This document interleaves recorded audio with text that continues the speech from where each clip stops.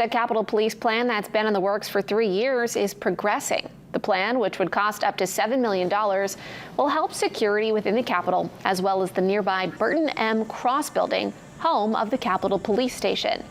The program will include developed mail and package clearance, screening in the Cross building, and more staffing in general.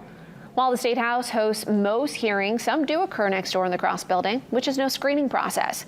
Capitol Police staff are looking for an equal amount of security in both buildings.